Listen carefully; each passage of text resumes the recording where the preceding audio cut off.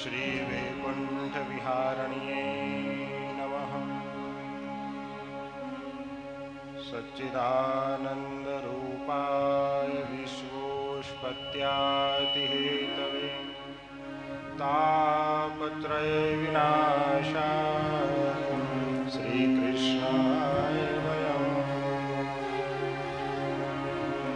मङ्गलं भगवान् शम्भो मङ्गलं ऋषभोध्वज मङ्गलं पार्वतीनाथो मङ्गलायस्तनो शिव।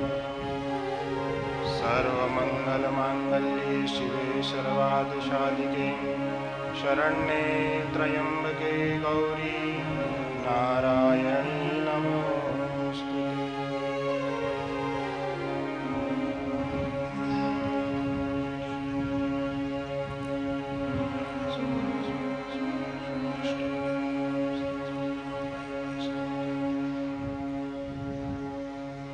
गणेश भगवान की जय, हनुमान जी महाराज की जय, शारदा मैया की जय, भागवत भगवान की जय, सुखदेव जी महाराज की जय, माता पिता गुरुदेव की जय, बस्ती नगर की जय।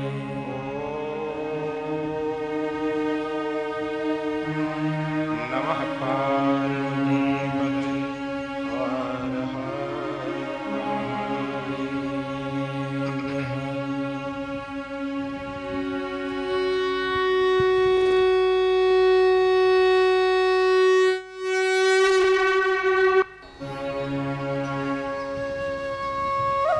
श्रीमद् भागवत कथा के इस मंगलमय शुभारंभ में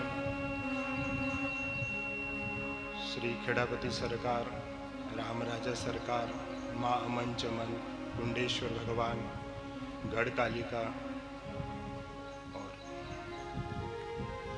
श्री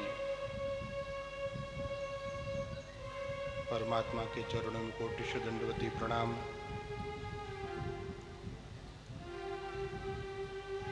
ब्रह्ममुख को प्रणाम, आशीर्वाद दाताओं को प्रणाम, संगीत के आचार्यों को प्रणाम और आप सभी भगवत रसिकों को सादर जय गोपाल जी की जय। श्री कृष्ण।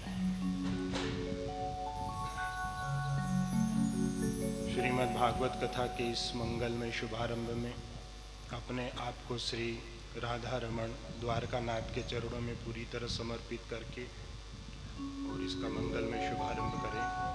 ओम नमो भगवते वासुदेवाय, ओम नमो भगवते वासुदेवाय, ओम नमो भगवते वासुदेवाय, ओम नमो भगवते वासुदेवाय,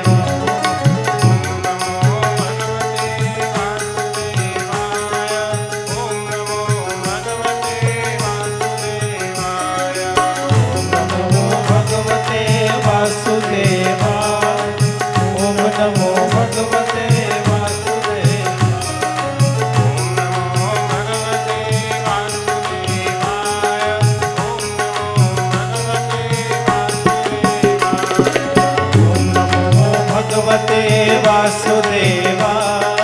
ओम नमो भगवते वासुदेवाय, ओम नमो भगवते वासुदेवाय,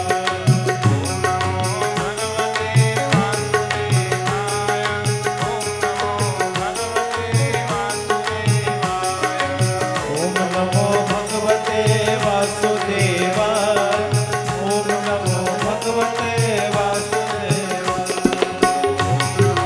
भगवते वासुदेवाय,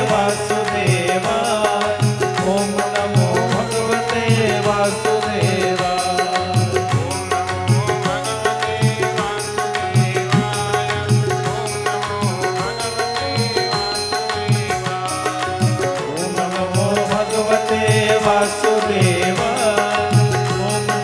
भगवते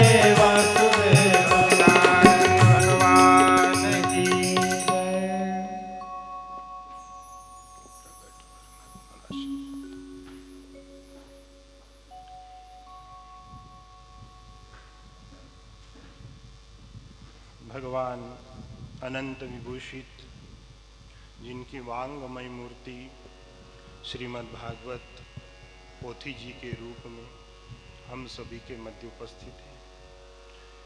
हम अपने समस्त पितरों का ध्यान करें, जिनका खून हमारे शरीर में दौड़ रहा है। उन समस्त पितरों को हम आवाहित करें और बेटमा नगर में जो भी कुछ दिन पहले दुखद घटना हुई, जो तीर्थयात्री भगवान के दर्शन करने के लिए गए थे, उनके साथ जो हरी इच्छा हुई, उन समस्त पितरों की आत्मा को शांति। और ये भागवत कथा हम हमारी तरफ से, हमारा जो पुण्य है, जो कथा वाचने का पुण्य लगेगा भगवान हमें दे, वो 7 दिन तो उन आत्माओं को देना, और वो आत्मा जहाँ भी हो गंगा की तरह निर्मल हो, और केदारेश्वर, बद्रेश्वर, रामेश्वर, द्वारका नाथ उनके चरणों में उन्हें जगह दे। उन लोगों के साथ उन परिवारों को भगवान धीरज दे, शक्ति दे। और ये कथा हम हमारी तरफ से उनके चरणों में समर्पित करना चाहते हैं। आप अपने अपने स्तर से देखें। जो वांगमय मूर्ति जो भगवत पोथी के रूप में विराजित है, ऐसी सर्व लक्षणों से युक्त ये जो कथा है, और वो कथा व्यक्ति के जीवन में होने वाली प्रत्येक कारण, कर्ता, क्रिया, इन सब से जुड़ करके होगी। कथा भागवत की बहुत श्रद्धालु लोग हैं बेटमा के, पहले भी हम कर चुके हैं यहाँ पे कथा, इस बार फिर मौका मिला सेवा का, फिर करने बैठे हैं। तो ये कथा सबकी है, सबके लिए है, और सब अच्छे मन से, शुद्ध मन से कथा में आए, बैठे, सुने, समझे, और जितना हो सके उतना अपने जीवन में उतारने का प्रयास करें, जितना हो सके।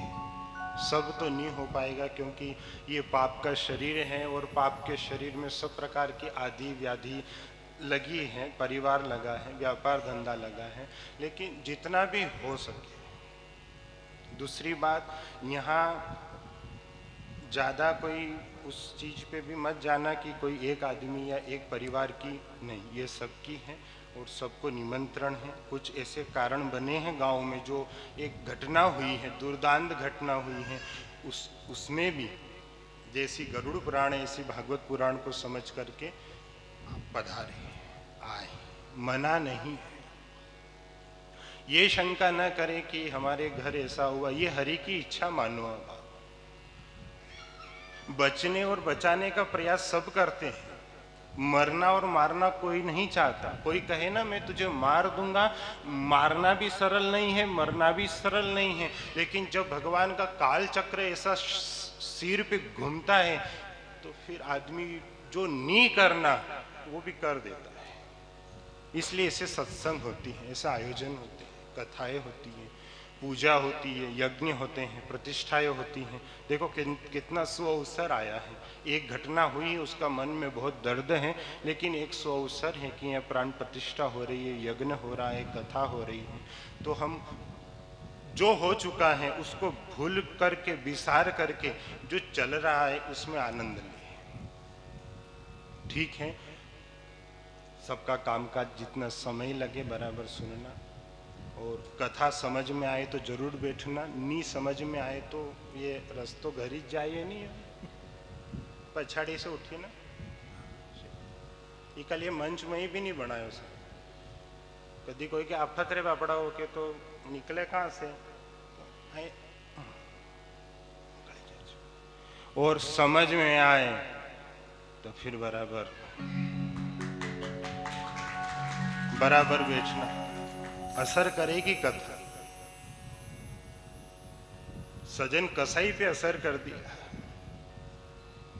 तो हम ऐसे लोग थोड़ी हैं, अपन तो शाकाहारी लोग हैं, मेथी की सब्जी खाने वाले लोग हैं, मांस खाने वाले लोग थोड़ी हैं। उसके ऊपर कथा ने असर कर दिया तो अपने पे क्यों नहीं करेगी साहब, करेगी।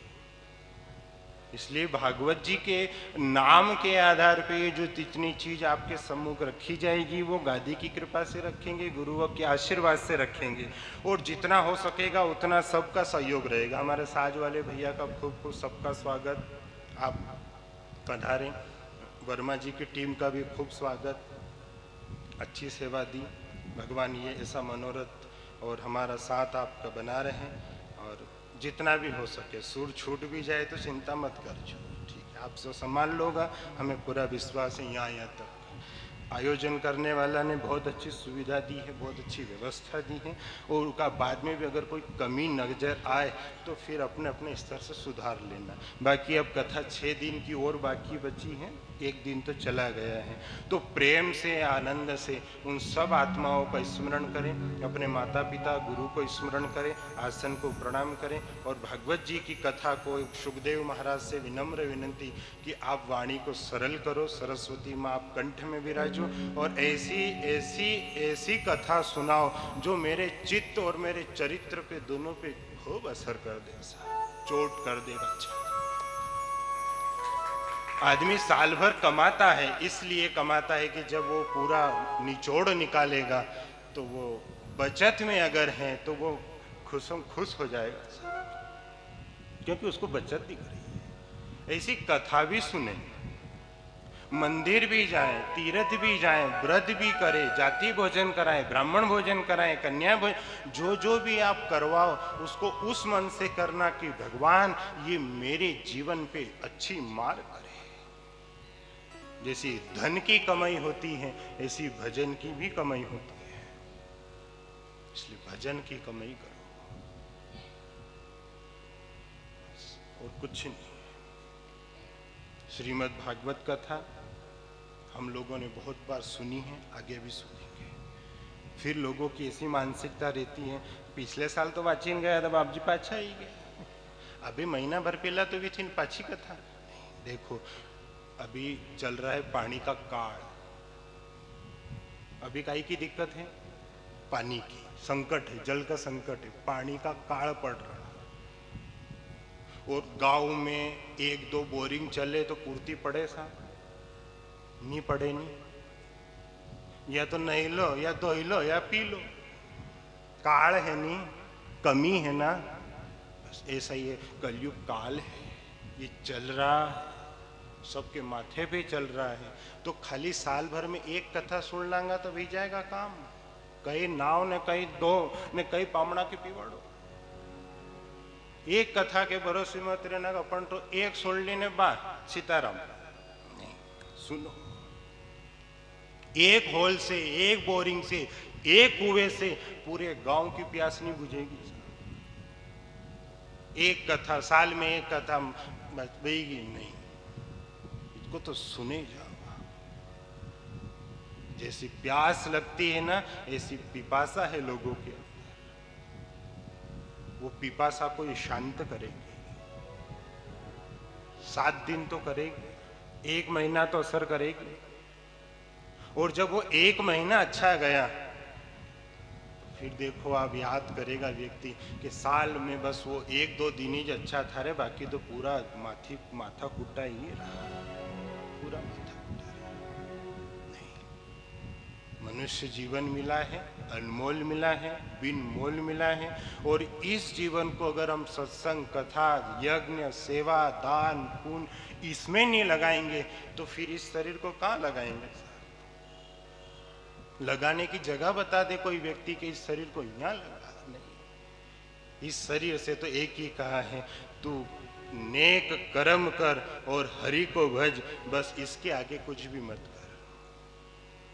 इसलिए अच्छा संयोग बना है, समय भी फ्री का दिख रहा है। 1-2 तारीख है लगन की, तो जिनके श्रीखंड को शोक आयो करिया जो मुंडो साहब, मुंडो खराब हो जाए तो आएगा, 1-2 तारीख आएगा, नहीं लगन की 1-2 तारीख आएगा अभी कथा का बीच में, तो आओ आनंद से खूब भगवान आनंद करें, और कथा को बराबर उस रस में भिंगो करके पीना। आप तो कि देखो नैमिषारण्य तीर्थ में 88,000 ऋषि बैठे हैं और सूत जी महाराज से पूछ रहे हैं कि ये जो काल है, इस काल में एक बोरिंग से काम नहीं चलेगा साहब, यहाँ तो घर घर चाहिए और वो भी फुल चाहिए, ऐसा लबरेज चाहिए, लबालब चाहिए। जैसा जल वैसा जीवन भी लबालब चाहिए। पानी की जरूरत है, ऐसी हमें किसी संत की वाणी की जरूरत है और वो असर करेगी साहब। किसी का कंठ सूख रहा हो और एक बूंद जल अगर कंठ में चला जाए और व्यक्ति से पूछो बोल अब कैसा लग रहा है, वो कह थोड़ी सकता, वो तो जाते से ही बूंद ने असर कर दिया, गला तर हो गया सब तर। ऐसा जीवन में भी तर रहो, तरम तर रहो और ऐसा तरो भगवान तो इस 84 से काट के मुझे पार कर दे, क्योंकि ये जीवन जो मिला है ये बड़ी मुश्किल से मिला है, बहुत मुश्किल से मिला है। अब अपन उसमें क्या कर रहे हैं, ये जीवन ज्ञान सबको है, ऐसा नहीं कि यहाँ से ज्ञान बांटने बैठेंगे तो ही ज्ञान आएगा लोगों को, लेकिन वो परत जमी हुई है और वो परत ऐसी जमी हुई है लोगों की कि वो उठ नहीं रही, क्योंकि युग का प्रभाव आ गया। दोपहर का समय है, मतलब ये आलस्य का समय है, नींद का समय है। अब जिन्होंने नींद पे विजय प्राप्त कर ली तो वो विजेता है, जिसने भूख पे विजय प्राप्त कर ली वो विजेता है, जिसने काम क्रोध पे विजय प्राप्त कर ली वो विजेता है, और जिसने मृत्यु पे विजय प्राप्त कर ली वो मोक्ष का दाता है, वो मोक्ष देगा। कोई कहे मैं 4 घंटे पानी नहीं पियो, कोई कहे मैं 8 घंटे बैठ जाऊं, मेरे को गुस्सा आए ही नहीं, मेरे को भूख नहीं लगे, मेरे को प्यास नहीं लगे, वो उसके विजेता बन गए। लेकिन जो 84 में ही नहीं आऊं, वो कथा सुनने बैठे हैं आप और हम बाँचने बैठे हैं। इसका मतलब ये नहीं कि नहीं, बाँचने वाला दूसरा, बोलने वाला दूसरा, कहने वाला दूसरा, सुनने के लिए हम भी बैठे हैं कि कोई नई चीज दे भगवान, दे, और ऐसा दे कि तू इस देह से काट दे, क्योंकि मनुष्य जीवन मिला है। और कथा में जितने 88,000 ऋषि बैठे हैं वो सब इसलिए बैठे हैं कि हम सुनना चाहते हैं, हम कुछ करना चाहते हैं। जितने श्रोता बन के बैठते हैं, इसका अर्थ ये नहीं है कि हम कथा में सुने, भजन आया तो भजन गाया, आरती हुई तो आरती गई, प्रसाद लेकर के घर चले गए। नहीं, श्रोता का भी दायित्व इतना है जितना वक्ता का है, क्योंकि बोलने वाला 3 घंटे बोलेगा, 7 दिन बोलेगा, साल भर बोलेगा, लेकिन सुनने वाला तो जीवन भर उसी की बात को सुनेगा और करेगा।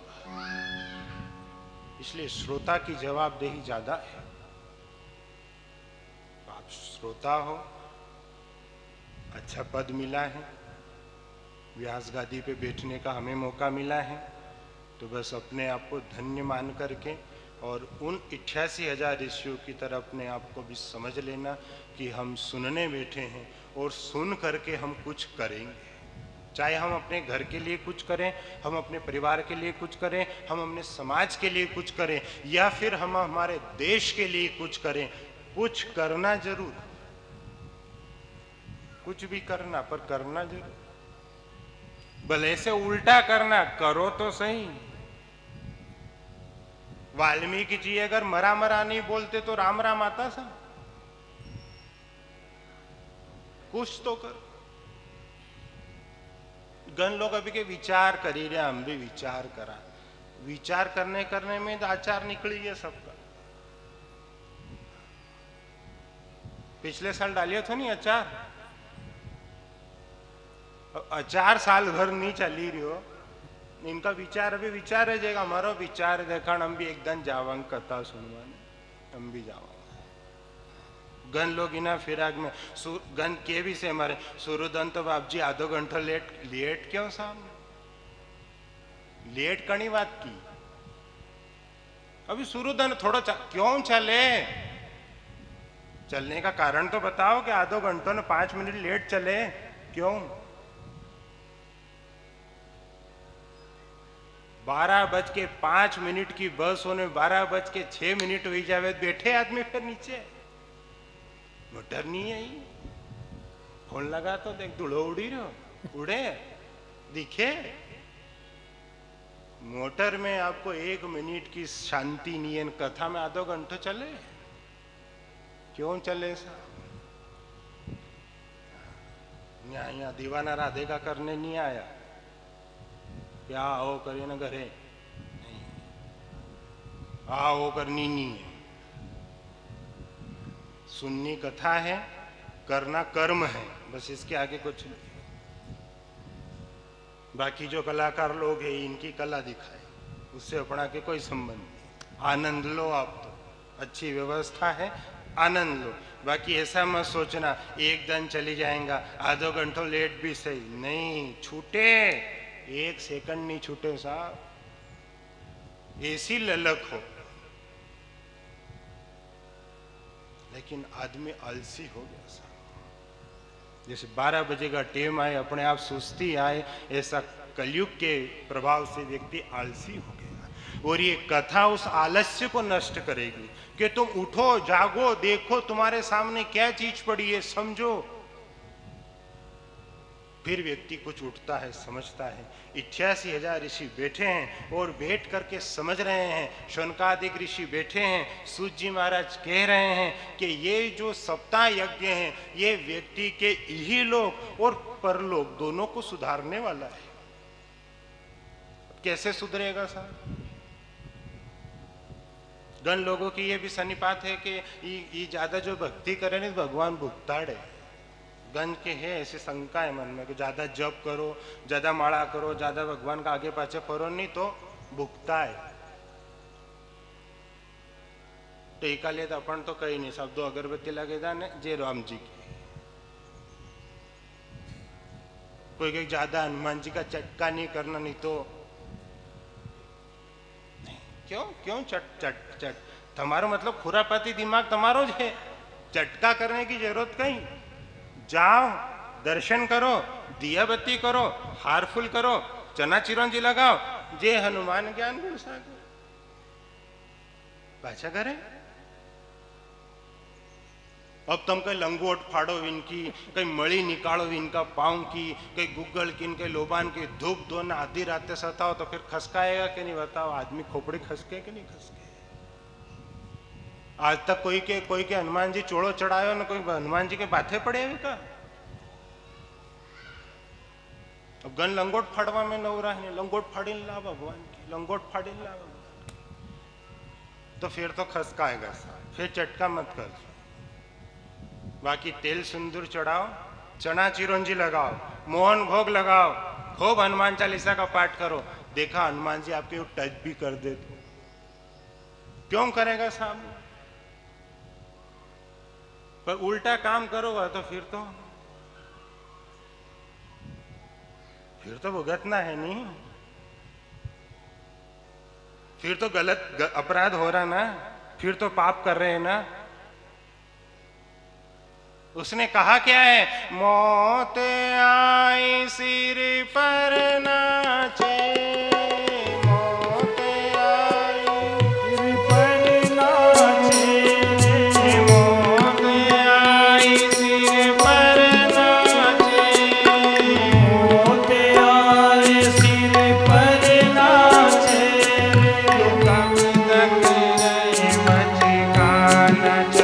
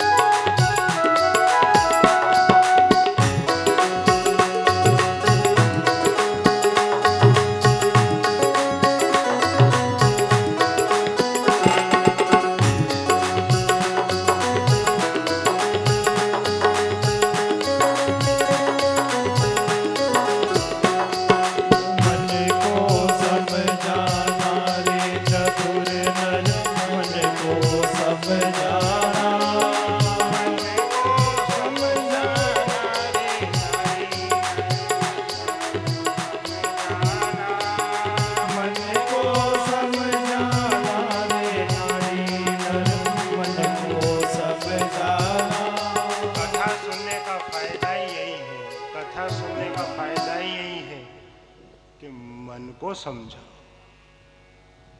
मन को समझाओ सर। कथा ना आंख पे, ना गाल पे, ना नाक पे, कथा असर करेगी मन पे। और जो मन को समझ गया और जिसका मन समझ गया, उसके लिए तो सारी चीज नित्य नया उत्सव है साहब। ये 88,000 ऋषि बैठे हैं, ये मन को समझा के ही बैठे हैं साहब। इनका कोई मनोरथ नहीं है, इनका कोई संकल्प नहीं है, इनकी कोई कामना नहीं है। उनकी एक ही इच्छा है कि संसार के लोगों का भला कैसे। भले भले की बात हुई है साहब, अब भला करो।